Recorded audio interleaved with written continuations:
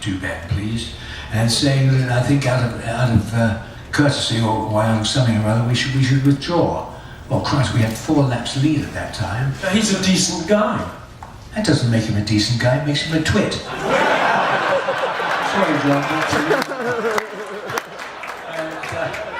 So it was really, it affected me tremendously because I was driving with Fangio, we were in the lead by 4 laps. So I had something, and he never offered me a cent for that. He robbed me of all that money. Well, you know, when you think about it, you and Fangio, what a team. And I remember I wasn't there, I was too young then. Too young, yeah. I was, believe it or not. And I remember but the first, you know, sort of 2 hours was a huge ding-dong between Fangio and Hawthorne, correct? They really went at it. Yes, I think they did to an extent, but I mean, in truth, it was in a class of its own. I mean, really and truly, when we went out, we were 4 laps lead, and there's no doubt. I mean, Juan and myself were driving, and there was Mike with Ivor Bureau, and really and truly, they hadn't a hope in hell, honestly. Well, there you are. That's, you see, you come here, you know, you pay $25 and you get the inside story on the 1955 more.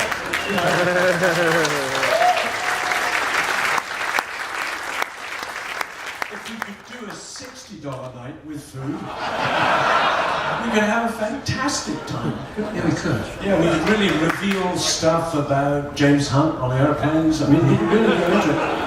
No, he was a terrific guy. He was Stirling's mold. He was an apprentice of Stirling's. One has to realise motor racing has changed immensely. And we had the fun. There was danger, which I think is an important ingredient really of motor racing. You know, it keeps out the people who are too slow.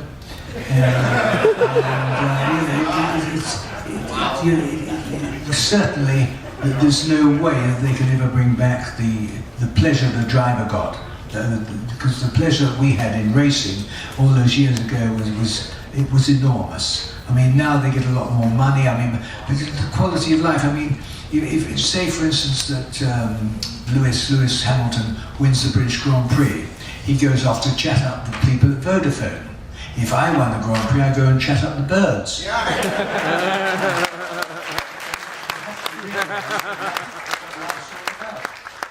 was getting to that. I mean, how many of you were with us last night when we were talking? Oh, good. So not too many. Oh, we were talking about your peripheral vision there. You know, Stirling's peripheral vision was so good during a race that, in spite of being in the lead and waving to people as he passed them, because that was one of your things, when you passed people, you waved at them. And every really person, intimidate them. Every person in my whole career, every person I managed to pass, I would say thank you. Every person who wouldn't let me pass, I'd shake my fist and say up you, you know? Yeah. You know, your peripheral vision was so strong, I believe, I don't know if this is true, you could actually see Crumpet in the stands and sort of pick one and then talk for It is true that you have a benefit because the pretty girls do flock to motor racing, thank God. And there's no doubt if you're going down into a corner, you see a girl and you wave and blow a kiss, that's quite good. It can backfire. It backfired actually when I was doing a record attempt for James. XK120 at Montlhéry. XK120 at Montlhéry, exactly. We had trying to do 100 miles an hour for 7 days and nights, which is quite an achievement for a car. And we're going around, and of course we had the first, at that time, the first intercom. In other words, it had a great big microphone this big, and a speaker, and they could speak to us. It was the first time it had ever been used, because you were never more than about 500 yards away from the pits anyway, because you're going around this damn banking at 114 or 118. And I'm in there, and suddenly a girl appears. I'm looking across and say, what's the crumpet? And so they said to me, oh, you wait till you see, this is fantastic. Well, I'm counting it down, you know, I've got 2.5 hours, 2 hours, 1.5, and I go in, and by God, it wasn't that good. When you do 120 shoots, brilliant. But when you stop, not so good. you see, you do learn things here. Let's talk a little bit about, well, actually talking about sort of radios in cars, I always think they're fantastic. There was that lovely Rob Walker 250 GT Berlinetta. Sure, what a lovely car. And you actually listened to the radio while demolishing the field in your blue deep. Yeah. No? Well, people think it's funny. It's not funny at all. The reason I did it was that I knew where I was because my mechanics were giving me the signals of like where I am, how much ahead or behind. Because I didn't know any of my friends were, or where this car was, or that and so. But by putting the radio on, I had BBC, and Raymond Baxter was doing a report on the race. So I knew where I was. He was telling me the rest of the stuff. And actually worked extremely well. A Vauxhall radio, which is quite an ordinary radio, only weighed about a pound, 2 pounds, and so I used it. You know, Baxter was a Spitfire pilot during the war, as John was a P-51 pilot and shot the first.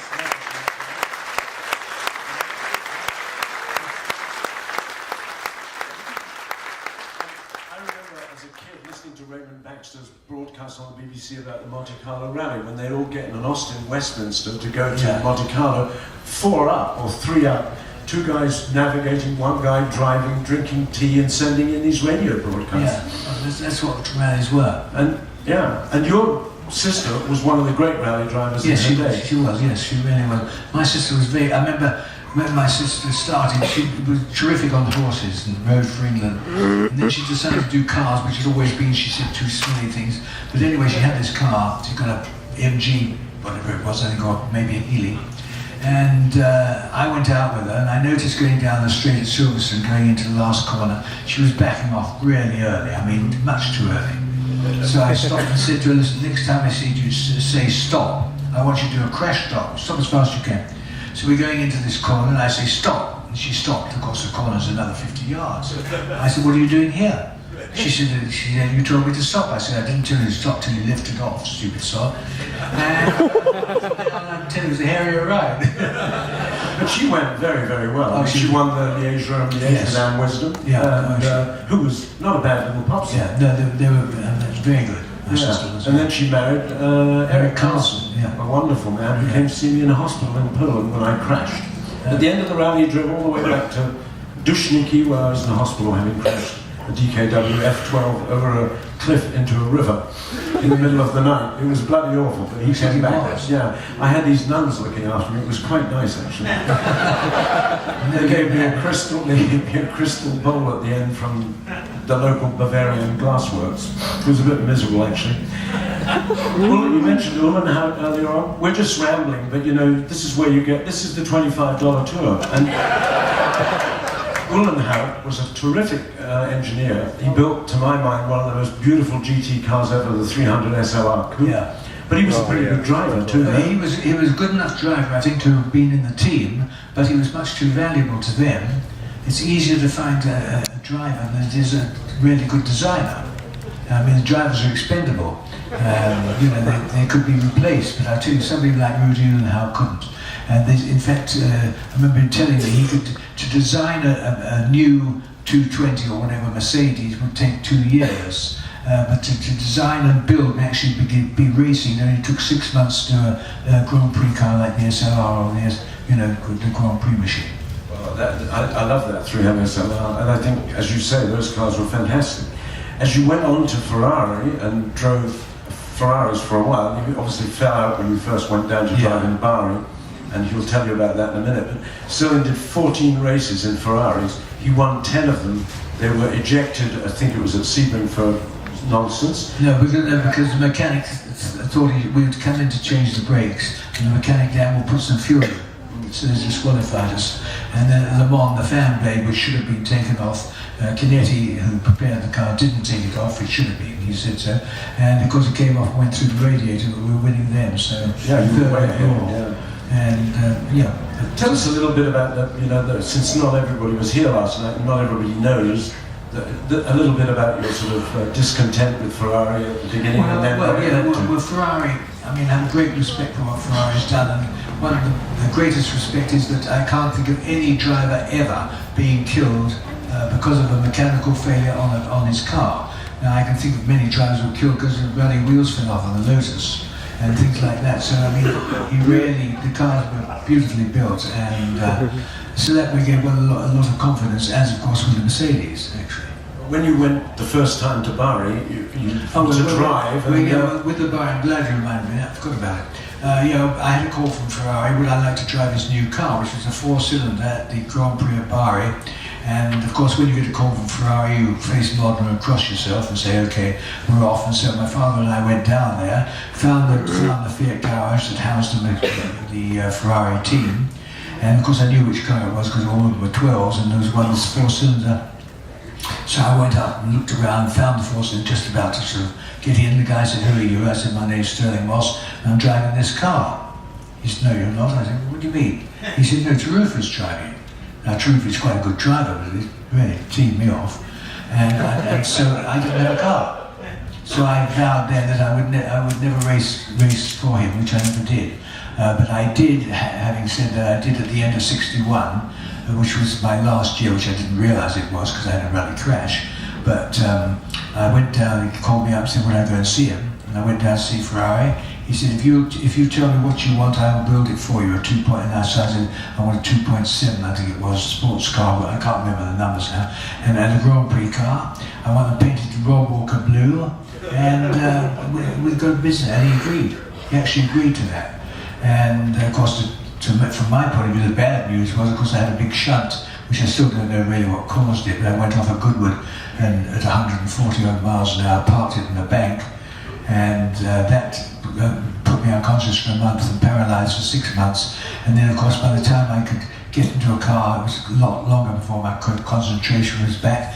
The Jimmy Clark had arrived, the cars were now beginning to have slicks, and it just wasn't a viable proposition. So that forced me to have to start working for a living at 32. Now, if you're 32 years old, and you have no understanding of anything in the world, there's 2 things you can do. You can be an estate agent, or you can be an MP. Member of Parliament. So I took one look at this and said, "That's not for me, I'm now an estate agent."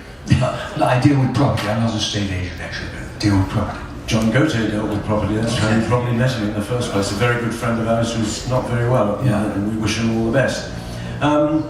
When you went to see Ferrari, did you see him in Dino's office, and was it dark and gloomy where they sort of slammed? No, the second time I went down there, I mean, he was very gracious, came in, and we had, I think, a cup of coffee or something like that, in his local place he used to go to, and he told me what his sort of offer was. I told him my side. He said, "Okay, that's okay, and I'll do it." And if it hadn't happened, it would have been a lot.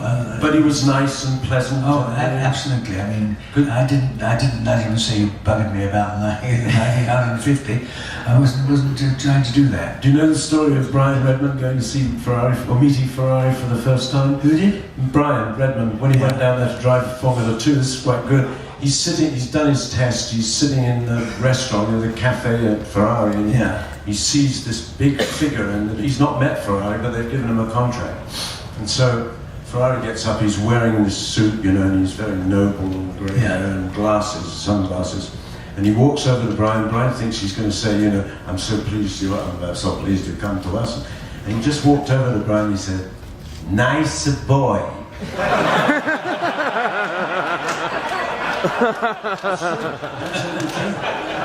He didn't think I was a nicer boy.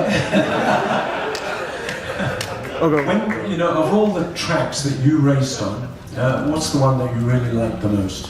The racetrack? Well, I should say either the Targa Florio, which is considered a track because it was short enough. It was only about 42 miles of that, which meant that if you went down there and went round and round, I actually learnt it. I did actually know the circuit. So that was certainly one, because there was one straight and the rest were corners, and it had a fantastic flow, and you're on real roads which are fairly narrow and loose, and it really is an incredible place. The Mille Miglia, on the other hand, was the one race that really frightened the hell out of me. There was no way am I going to learn that distance.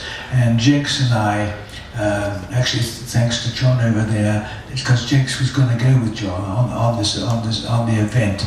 And then when he heard I was driving a 300 SLR, I said, "Can you come with me?" And he said, "Oh yes, I'll ask John." John released him and said, "Yes, of course, you don't have to come with me." And Jinx came. Now Jinx was 3 times world champion, had a little beard, completely weird man.